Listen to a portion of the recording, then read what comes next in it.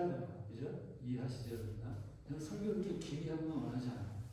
설교 길게 한다고 은혜가 되고 짧게 한다고 은혜가 안 됩니다. 제가 멕시코에서 현지 멕시코 목사님들을 가르칠 때 멕시코 목사님들은 설교가 너무 길어요. 보통 50분, 1시간 설교를 해요. 그래서 그분들을 가르치면서 그분들은 설교를 길게 하는 걸 사명감을 알고 기도해요. 설교를. 너무 길게. 설교 듣다가 너무 지쳐서 딴 생각이 날 정도. 그래서 그분들 목사님들 가르칠 때 설교를 짧게 하라. 짧게 해야. 그래야 말씀에 집중력이 있어서 말씀을 듣는다. 그래서 제가 그렇게 가르쳤기 때문에 저도 설교 짧게. 보통 한 15분, 20분 끝나요. 절기설교 좀 더 짧을 때도 있지만. 근데 오늘 설교는 좀 길은데 이해해 주시기를 바랍니다. 하나님 말씀 마태복음 28장 18절에서 20절. 마태복음 28장 18절에서 20절. 제가 다 들어보도록 하겠습니다. 예수께서 나와 말씀하여 이르시되 하늘과 땅의 모든 권세를 내게 주셨으니 그러므로 너희는 가서 모든 민족을 제자로 삼아 아버지와 아들과 성령의 이름으로 세례를 주고 내가 너희에게 분부한 모든 것을 가르쳐 지키리라. 볼지어다 내가 세상 끝날까지 너희와 항상 함께 있으리라 하시니라. 기도합니다. 하나님 아버지 은혜의 사랑을 감사합니다. 오늘 하나님께서 저희들에게 귀한 말씀을 주시려고 우리를 불러주셨으니 감사합니다. 하나님 말씀은 마음의 문을 열고 마음판에 새길 수 있는 귀한 말씀이 되게 하옵소서. 내 귀에 들려주옵소서. 내가 듣겠나이다 고백하는 그런 시간 되게 하옵소서. 예수님의 이름으로 기도합니다. 아멘. 오늘 말씀의 제목은 K성경. 부제는 성경을 오해하지 말고 성경을 잘 이해하자. 그런 말씀입니다. K성경이라고 얘기하는 것은 요즘에 이제 K 문화, K 음식이 많이 유행이 되어 있어요. 제가 1994년도에 처음 선교사 나갔을 때는 대한민국을 잘 몰랐어요. 사람들이, 현지인들이 대한민국 한국에서 이해하지도 않고 잘 몰랐는데 요즘에는 한국의 한국 사람을 아주 귀히 여기고 또 이렇게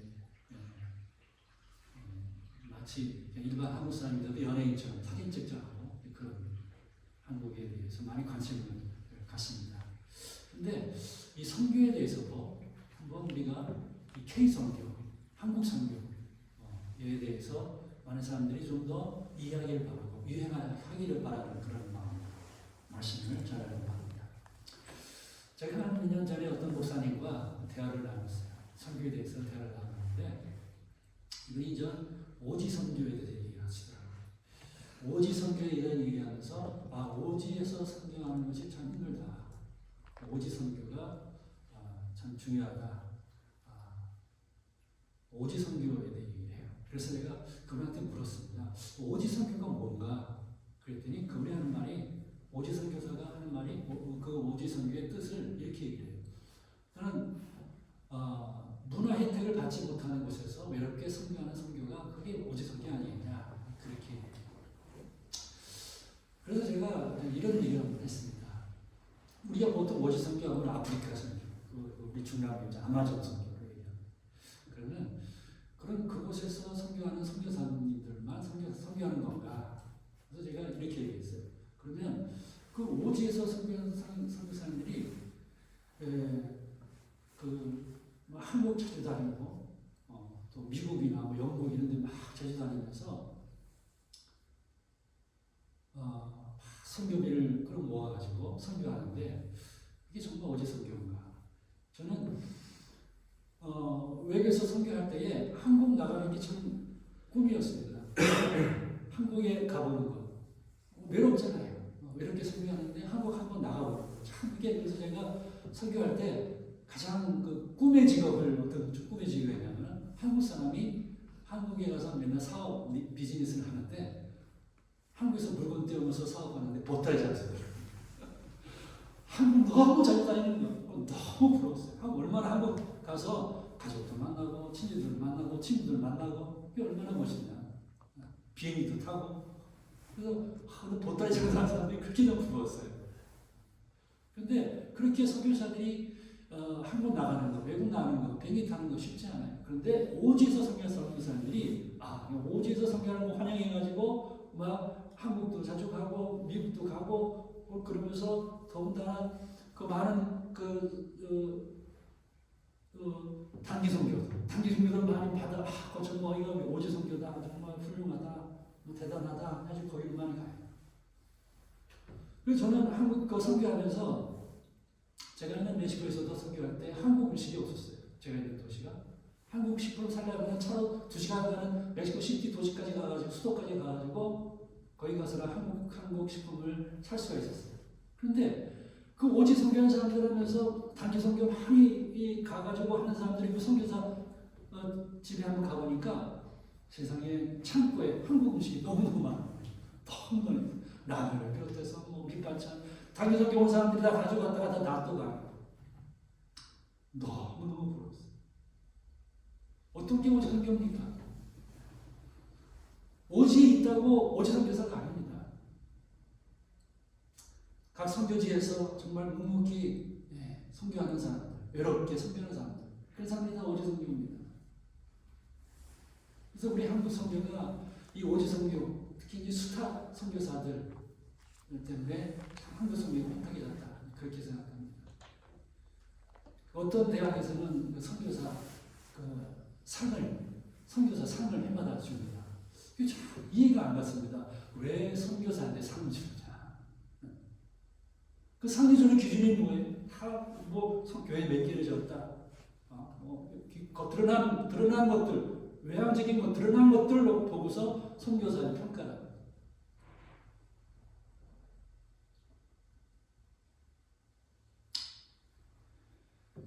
묵묵히 현장에서 외로움을 친구 삼아서 선교하는 선교사 그런 사람들이 오지 선교사입니다. 제가 이제 몇 년 전에 방학 동안에 한국 잠깐 방문했을 때 이 집 근처에 이제 그 교회에 주일날 예배를 드려갔어요. 주일날 이제 우리 교단 아니고 타 교단인데 다른 교단인데 그 교단에서 주일날 예배를 드리는데 그 교단 어떤 신학교 교수님이 와가지고 설교하는데 이분이 이슬람권 선교에 대해 얘기하더라고요. 이슬람권 선교에 대해 얘기하는데 저희가 가끔씩 그 이슬람권 가면서 오는데 그냥 그 설교를 1시간 못 설교하셨는데 그 설교 내내 이슬람권 선교에서만 얘기하는 거예요. 그러면서 이슬람권에서 선교하는 것만 선교다. 정말 어렵고 힘들다. 그런 사람들이 선교사다. 그런데 선교해야 된다. 그렇게 얘기를 해요. 1시간 동안 내내. 근데 그때 이제 같이 이제 둘째 딸 중학생이었는데 얘가 이제 예배 다 드리고 오면서 하는 말이 아빠 저 사람 보고 멕시코에 가서 살아보라고 그래. 멕시코에서 사는 것이 얼마나 힘든데 그것만 생각하지 않고 저쪽에서만 이슬람권 선교하는 것만 선교사라고 하니 얘가 뿔난 거예요. 제가 그 얘기 들으면서 선교사 자녀보다 선교학 박사라는 사람이 못하구나.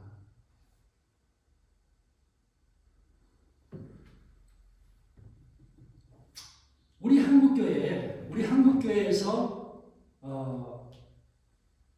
외국의 초대교회 때 외국인 선교사가 한국에 와서 선교했어요. 자, 외국인 선교사들이 우리 땅 한국에 와서는 어떻게 선교했을까요? 우리 땅에 와서 온 외국인 선교사들은 한국에 와서 선교할 때 처음에 어떻게 선교할 것인가, 한국에 대해서 어떻게 선교할 것인가, 그 전에 다른 나라도 많이 선교했습니다. 그러면서 한국에 와가지고 선교사들이 모여가지고 어떻게 한국을 위해서 선교할 것인가 그 논의하면서 중국에서 선교했던 그 네비우스 선교사를 초빙해가지고 선교 정책을 세미나를 들었어요. 근데 네비우스 선교사가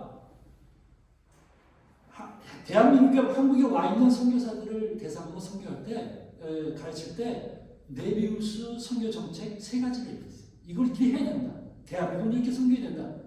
그게 뭐냐면은 자장, 자립, 자치. 자자리는 뭡니까? 현지인들이 스스로 전도하게 하자. 한국 사람이 스스로 전도하게 하자. 자립. 한국 사람들이 스스로 전도해서 스스로 헌금해가지고 한국인 교육자한테 사례를 주고 예배당도 한국인 스스로 헌금해서 한국인 스스로 예배당을 짓게 하자. 자칫 한국인 선교사가 개입하지 않고 교회 내에 일어나는 문제들은 교회 내의 문제들과 정치는 한국인 스스로 하게 하자. 자립, 자정, 자체. 자, 레빙스 선교사가 했던 이 선교 정책을 그때 많은 한국 선교사들이 공감해가지고 그 선교 정책대로 한국 교회에 자립하자, 자전하자, 자체하자. 그래서요, 한국 교인들이 어땠습니까? 스스로 예배당을 지었습니다.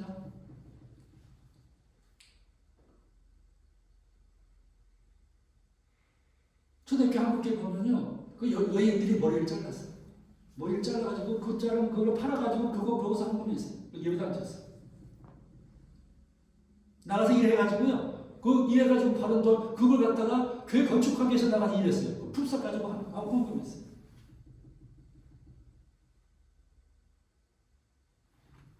이 네비우스 선교 정책에 대해서 평가를 하는 한국교회와 한국사에서 평가를 하는데 어떻게 평가를 하냐면 이렇게 평가합니다. 초기 부흥운동을 거치면서 한국교회는 그 지도력이 급성장했고 결과적으로 스스로 전도하고 자립하며 자치하는 토착교회로서의 위상을 정립할 수 있었다. 그래서 1920년도에 미국의 경제공화국과 또 1940년도에 일제에게서 선교대 다 쫓아나가게 되는데, 그리고 1960년도에 후반에 선교사가 철수를 했는데, 그런 외부 선교 지원이 약화된 상황 속에서도 한국교회는 위축하지 않고 부흥하고 성장할 수 있었다. 이것이 한국교회를 평가하는, 네비우스 선교 정책을 통해서 한국에 대해서 평가합니다. 한국에는 이 네비우스 선교 정책을 통해서 한국인 스스로 전도하고 스스로 자립하고 스스로 자치하는 것이 성공을 거뒀어요. 자, 그렇다고 하면 우리 한국교회가 이제는 해외에 나가서 선교하는 선교사들을 파송하고 보내면서 어떻게 선교를 해야 되냐? 한국 선교사들도 똑같이 한국인 선교했던 것처럼 자립하고 자치하고 자전하는 것을 그대로 현재 가서 그대로 선교해야 되는데, 근데 한국의 많은 선교사들과 한국교회는 그렇게 하지 않았어요. 그냥 선교사를 보내는 데 급급했습니다. 선교사를 많이 파송하면 또 잘하는 거 생각했습니다. 그리고 선교사가 대부분 한국 선교사들이 빈민 선교이기 때문에 많은 헌금을 통해 가지고 빈민들 구제하면은 그것이 막 큰 선교인 줄 알았어요.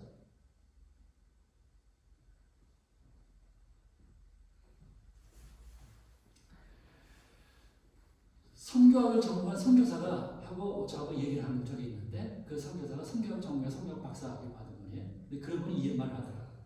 한국 교회는 교회 성장에 선교를 이용했다. 교회 성장하기 위해서 선교를 이용했어요. 선교한다 그러면 교인들이 모이고 헌금하고, 그래서 그 교회가 큰 걸 자랑하기 위해서 선교 헌금 보내고, 그렇게 한국교회가 선교를 오해했어요. 선교를 이해하지 못했어요. 어떤 선교사하고 저와 이야기를 나눴습니다. 얘기를 나눴는데, 이 선교사님은 선교제 가지고 현지 교회 가서 언어를 배우고, 그리고 현지 교회 교인들과 같이 어울리고, 그리고 성경 공부, 자기가 알고 있는 성경 공부를 통해서 교인들한테 이제 말씀을 가르치고 양육하는 그런 일을 했어요. 근데 그런 일을 몇 년 했는데, 그런 일을 몇 년을 한국 들어오니까 한국에 있는 교인들이, 후원하는 교회의 교인들이 그 선교사님을 이렇게 했대요. 선교사님 뭐 했습니까?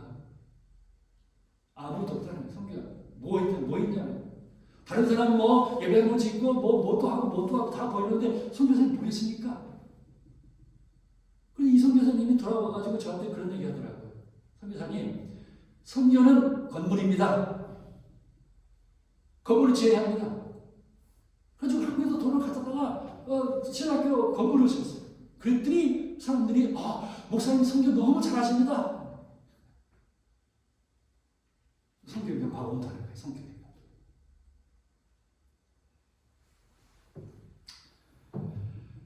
제가 오늘 한국 교회가 오해하고 잘못한 것들 몇 가지 한번 얘기해 보려고 합니다. 선교를 잘 이해하지 못했던 것. 첫 번째는요. 한국 선교는 혈연, 지연, 학인의 선교였다. 한국 교회가요, 아는 사람한테, 내가 여기 같은 고향 사람이다? 그러면 묻지 마서 고향 사람이구나. 어느 학교, 신대원, 신학교 선후배다? 누구 친척이다? 보내고.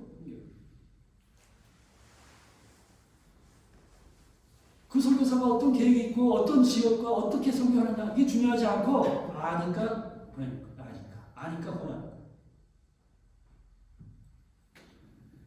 저도 교회를 개척해서 우리도 이제 선교를 하자. 그래서 평신도 전문인 선교사 한 분을 참 훌륭하게 선교하는 선교사님한테 선교비를 보내고 있어요. 그 지난 수요일에 와서 선교복 하셨는데 참 너무나 선교 잘하셔요. 그래서 또 한번 이제 다른 선교사분 또 한번 지원하자. 그렇게 이제 생각을 하는데 딱 떠오르는 게 아는 사람이에요. 아는 사람, 그 사람 선교하자, 지금 후원하자 했더니 아내가 딱 하는 말이 안 된다. 그 사람 후원, 많은 사람 후원하고 있는데 안 된다. 당신같이 선교한 사람을 찾으라. 저 같은 사람도 선교사 후원할 때 딱 떠오르는 게 뭐예요? 아는 사람이에요. 아는 사람을. 근데 선교의 시작은요, 아는 사람을 후원하는 것이 아니라 어떻게 정말로 선교를 잘하고 있는가. 선교사를 찾는 데서부터 선교 시작하는 거예요.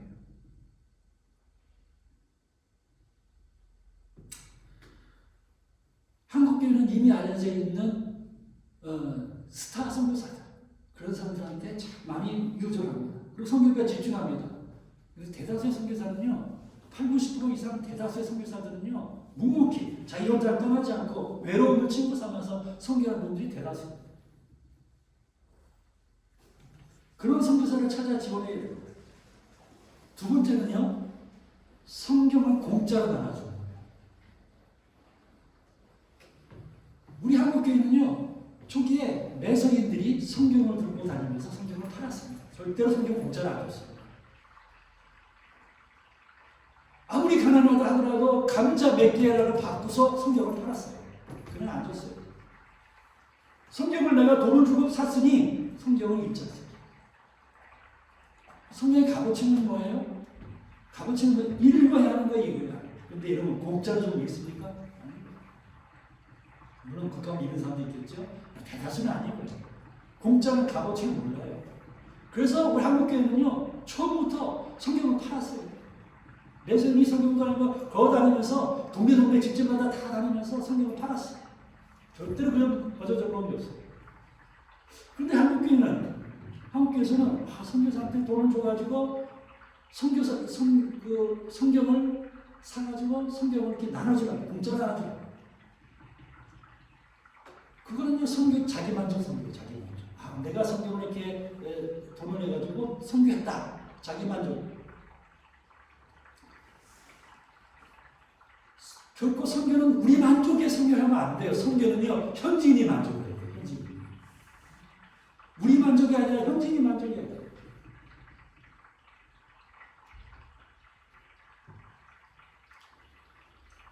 성경은요, 이거는 여러분, 성경을 읽지 않으면, 이거 성경 읽지 않고 뭐 이렇게 자기 지혜 달라고 그러고 하나님과 함께 해달라고 하면 무상성경입니다.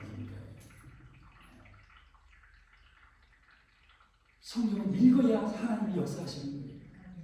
읽어야 역사하시는 거예요. 이거 책은 단순히 여러분, 이 책은요, 단순히 읽지 않으면요, 유대인 역사책과 똑같아요.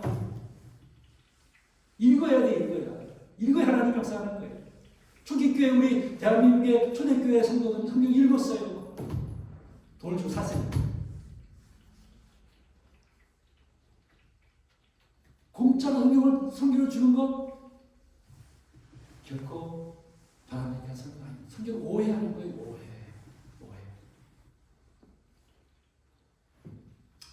세 번째는요, 예배당을 지어주는 거. 한국교회에서는 참 예배당을 많이 지었습니다.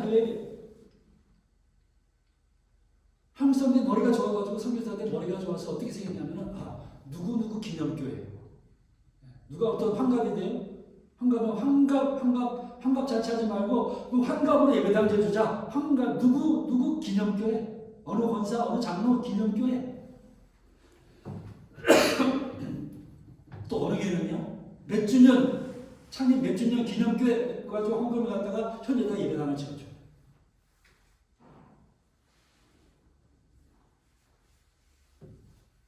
현재에다가 선교사가 한국교회에서 선교비를 갖다가 잔뜩 갖다가 예배당을 지어주면 그것은 그 현지인들 교회가 될까요? 그 현지인 교회예요. 한국교회예요. 현지인 교회가 아니라 한국교회예요. 아마존 선교를 했던 어떤 목사님이 아주 대단한 분이 있어요. 아마존 선교에서 그 아마존 큰 강들은요, 다 이렇게 미국인 선교사들이 다 이렇게 다니면서 미국인 선교사들이 다 선교 복음을 다 전했어요. 그 사람들 다 복음을 전하고 그리고 그들의 언어를 번역해가지고 언어를 만들어서 그러면서 세번역 성서 하면서 그 복음을 전해갔어요. 수십 년 지난 후에 한국 선교사가 들어가가지고 한국 선교사는 뭐 했는지 아십니까? 들어가면서 예배당을 지어줍니다. 예배당. 미국인들은 복음을 전했는데 한국 사람들은 거기다가 예배당을 지어줬어요. 현지인들 예배당 지은 게 아니라 한국 사람들이 예배당을 지어줬어요. 한국에서 수많은 돈 갖다가 다 예배당을 지어줬어요.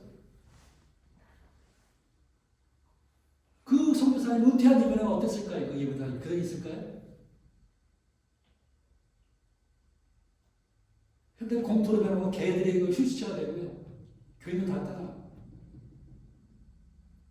폐허가 돼요. 제가 멕시코에서 선교할 때도요. 국경에 선교할 때는 특히 국경에 있는 교회들이 다 미국 사람들이 예배당을 지어주는 교회가 참 많습니다. 그런데 미국 사람들이 예배당을 지어줬는데 그 예배당들이요. 미국 사람들이 지어주니까 내 교회가 아니에요. 교인들이 다 떠나가죠. 교인들이 없죠. 그러니까 나중에 목사가 교회를 팔아버려요. 제가 있던 그 도시에도 선교사가 지어준 교회가 교인이 다 떠나갔어요. 그러니까 그 목사가 거기다 그 세를 놓고 자기가 돈을 받았어요. 그러다가 이 목사님이 또 바람 나가지고 교회가 이제 나갔어요. 나가면서 그걸 팔고 자기가 가지고 나가버렸어요. 현지인들이 스스로 헌금해서 예배당을 짓지 않으니 내 교회가 아닌 거죠.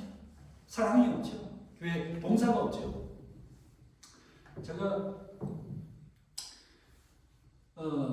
고등학교 때 제가 첫 모교회가 그 청파동 교회입니다. 그 당시에는 성악교회였는데 그다음 목사님 기착해가지고 이렇게 마리동 시장에 이렇게 상가에 들었어요. 그때 제가 1980년 고등학교 12월달에 제가 첫 실습 나가서 시험 나가가지고 그때 첫 월급을 받았어요. 그 교회가 이제 막 건축한다고 할 때 첫 월급을 받았는데 그때 첫 월급이 10만 원 받았어요. 그때 한 달 동안 내내 아주 그냥 밤새 야간 근무하면서 받은 첫 월급이에요. 첫 나가서 첫 월급인데 그걸 어머니 갖다 드렸더니 어머니가 건축을 하셨어요. 첫 월급. 그래서 그 교회는요. 저는 지금도 청파동 교회 하면 눈물 납니다. 제가 첫 월급을 바치면서 건축을 했던 그 교회. 예배당 잘 쳤어요. 그때. 그리고 그 교회에서 봉사했던 거. 내 교회였어요. 내 교회. 그 교회를 너무 사랑합니다. 지금도 청파동 교회 거기 가면서 그 교회 하면 눈물 납니다. 거기서 말씀의 은혜를 받고 그 교회에서 충성하고 하셨던 그 기억이 납니다. 내가 스스로 헌금했으니, 내가 스스로 봉사했으니 내 교회입니다. 사랑합니다. 기도합니다. 충성합니다. 봉사합니다. 돈 좀 갖다가 지어주니 그게 되겠습니까? 만일 정말 예배당을 저어주고 싶다면, 예배당을 정말 저어주고 싶다면 현지인들이 최소한 땅을 사게 해야 됩니다. 교인들이 땅을 사게 해야 현지인들이. 그리고 자재값은 한국에서 대준다 하더라도, 한국과 대준다 하더라도 그 일하는 일꾼들은 교인들이 스스로 벽돌 짊어지고 가서 쌓고 일하고 인부도 일을 해야 돼요. 교인. 그런 경우에 그 교회는 내려야 될 수가 있는 거죠.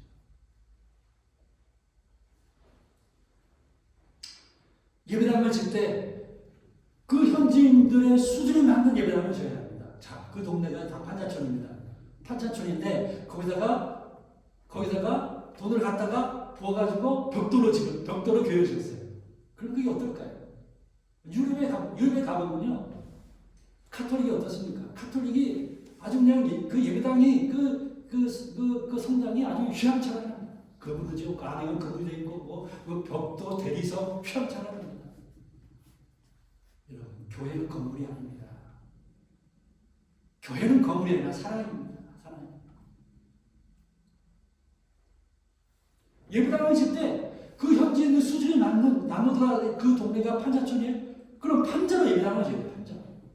나무를 그 수준에 맞는. 네비우스가 처음 얘기할 때요. 네비우스가 한국 그 선교사들 얘기하면서 그 선교사한테 이렇게 얘기했습니다. 그 한국 교인들, 한국 그 수준에 맞는 예배당을 전했어요. 수준에 맞는 예배당.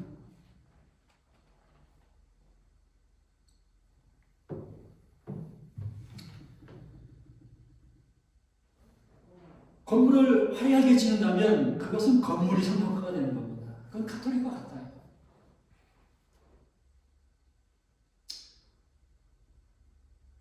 네 번째 마지막은요. 외국에서 바퍼하지 않았으면 좋겠어요. 바퍼. 음식을 거절하죠. 자, 한국에서 여기서 바퍼합니다. 한국 사람들이 우리가 스스로 헌금하고 돈을 보내가지고 그렇게 바퍼하는 것, 봉사하는 것 참 좋습니다. 자, 근데 왜 해외에 나가지고 선교에서 에다가 한 사람당 밥 한 끼 얼마 하여간 돈을 다 줍니다. 사람들이 에다가 밥을 끼니를 제공하고 그런 식으로 하니까 그 동네 사람들이 다 모이죠. 그러면서 그 옆에 있는 그 가게들 상점에다 문 닫았어요. 여기다 다 밥 주니까 현지인들이 장사가 안 돼요. 현지인들한테 밥 주는 거 중요한, 그것도 어려운 사람한테 밥 주는 거 중요합니다. 그렇다면 왜 한국인이, 왜 한국 사람이 헌금해가지고 밥을 줍니까? 그 현지인들이 돈을 내서 그들을 구제하고 그들 밥 먹일수 있도록 해야 됩니다. 현지인들이 깨워야 합니다. 여러분, 자, 그 현지 동네가 다 가난합니다. 가난하다도 그들 가운데에서 스스로가, 교인들이 스스로가 자기의 짬을 내가지고 헌금하고 봉사를 해야 합니다. 그 빈민들 가운데도 유지가 있습니다. 그들 가운데 중산층도 있습니다. 상류층도 있습니다. 관도 있습니다. 지방정부 있습니다. 그런 사람들을 깨워서 내 민족, 내 나라 사람들, 어려운 사람들 내가 스스로 돕자. 내가 스스로 헌금해가지고 그 가난한 사람들 도와주자. 먹여주자.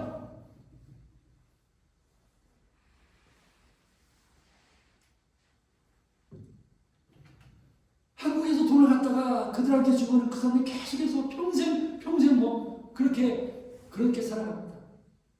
그런데 그들 현지인들을 깨운다 하면은 그 현지인들이 스스로 헌금하고 스스로 나눠준다고 하면은 이 얼마나 값어치 있는 일이겠습니까?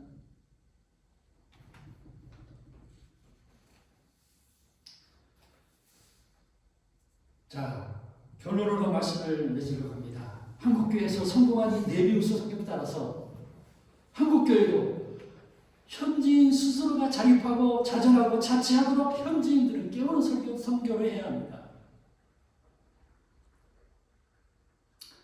그래서 선교사가 최소한 복음을 전할 수 있는 그 나라 말로 복음을 전할 수 있는 언어 습득을 할 수 있도록 한국교회가 도와야 합니다. 한국교회가 먼저 선교사를 보내놓고 제출합니다. 뭘 합니까? 뭘 했습니까? 그 선교사는 실적을 보이기 위해서 어느 습득하는 데 전념하기보다는 먼저 빨리 예배함을 짓고 먼저 빨리 뭔가를 할 수 있도록, 그래서 어느 습득보다는 돈을 주고 현지인들한테 통역을 시키고, 또 어느 습득은 이미 자녀들을 통해서 통역하게 하고, 그러면 스스로 그렇게 선교를 하면은 선교가 제대로 되겠습니까? 현지인들 복음을 제대로 전할 수 있겠습니까?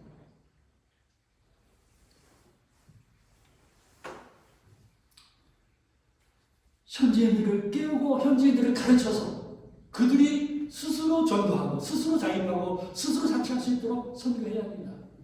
한국교회가 선교했던 그 한국교회에 모범적으로 성공했던 그 선교, 그 선교를 전할 수 있는 K선교 될 수 있기를 정말 간절히 바랍니다.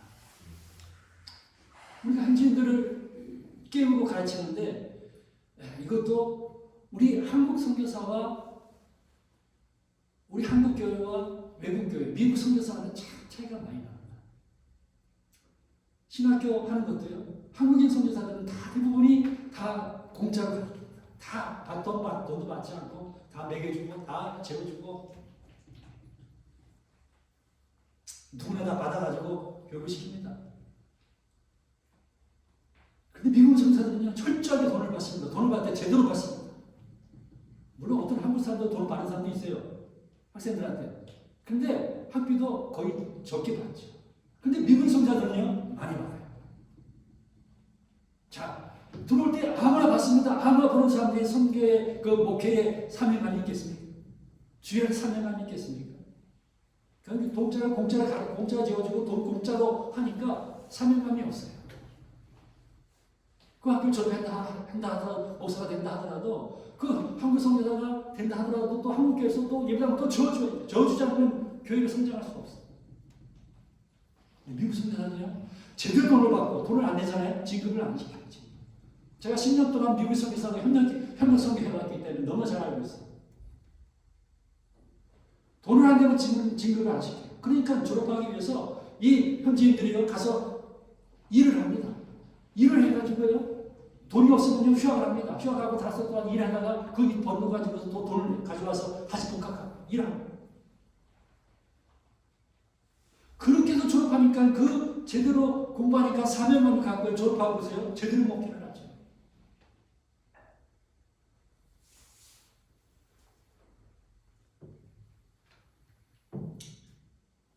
현지인들이 일꾼을 양육한다 하더라도 공짜로 모든 것을 하려고 하는 한국교회가 다 지어가지고 하는 것이 아니라 현지인들 스스로 하게 하는 거죠.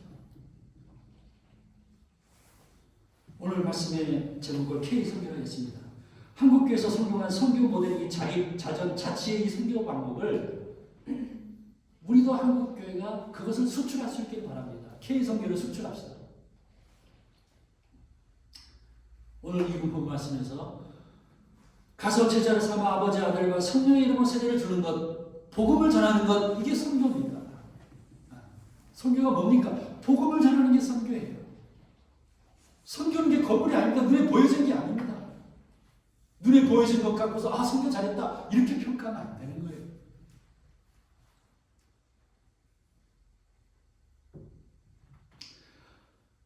사람이 선교의 대상입니다. 그래서 그 사람을 변화시키도록 하나님의 자녀 삼도록 우리 방법대로 우리가 내 만족하기 위해서 돈을 보내가지고 내 만족하는 것이 아니라 현지인들이 만족하도록 선교해야 합니다.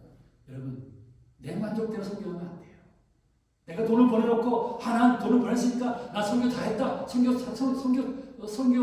했다 하는 그런 만족이 아니라 현지인들이 만족할 수 있도록 현지인들이 일어날 수 있도록 현지인들이 스스로 전도할 수 있도록 현지인들 스스로 교회를 세우고 현지인들 스스로 목사 사례를 주고 현지인들이 스스로 현지인 선교사를 외국으로 선교사를 파송할 수 있도록 그것이 진정 하나님이 원하시는 선교다. 그렇게 믿습니다.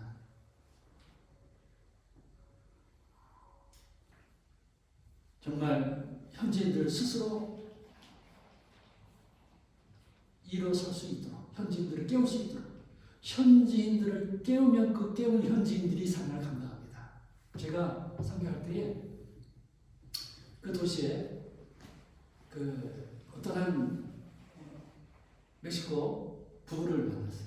부부를 만났는데 이분이 빈민가다가 땅을 샀어요. 빈민가는 거의 또 땅값이 거의 돈이 안 됩니다. 거의 안 돼요. 근데 거기다 땅을 샀어요. 땅을 사가지고 벽돌을 이렇게 단말해 놨어요. 그러면서 그 동네 빈민들은요, 아이들은 이렇게 교육을 안 받습니다. 대부분이 교육을 안 받아요. 교육을 안 받아요. 그러니까 이 부부가 애들과 같이 들어가가지고 토요일마다 그 애들을 불러가지고 그 스페인어를 가르쳐요. 그 수학을 가르쳐요. 그 역사를 가르쳐요. 그러면서 가르치면서 현지인이 자기들이 그 오는 아이들한테 같이 밥을 먹여요. 그러면서 가르쳐요. 그게 도와주니까 그 동네 아이들이 많이 모여요. 그것은 외국 선교사가 아니라 현지인 스스로 하는 거예요. 현지인 스스로.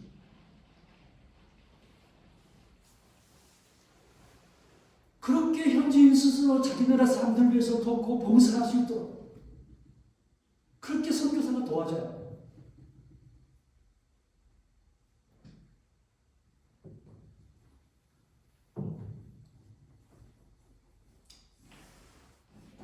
K선교 이것을 수치해서 정말 현재 아름다운 하나님의 나라가 건설되고 성장할 수 있기를 바랍니다. 기도하겠습니다. 하나님 아버지, 은혜와 사랑을 감사합니다. 하나님 아버지,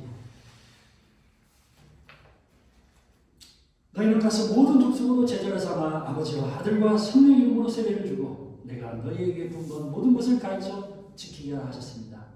주님, 이 말씀 따라 우리가 현지인들이 다른 나라 사람들이 우리나라뿐 아니라 다른 나라 사람들이 말씀을 듣고 바르게 설 수 있도록 말씀을 듣고 바로 받아들일 수 있도록 하나님 아버지 우리가 바른 선교할 수 있도록 우리를 도와 주시옵소서. 선교를 내 스스로 내 만족에 위해서 하는 것이 아니라 내 만족과 내 교회를 자랑하는 선교가 아니라 정말 하나님을 자랑할 수 있는 그런 선교, 복음을 전하는 그런 아름다운 선교, 그런 선교를 할 수 있도록 하나님 도와 주시옵소서. K선교 이것이 아름답게 전파되기를 빕니다. 예수님의 이름으로 기도합니다. 찬송 502장 다 같이 일어나서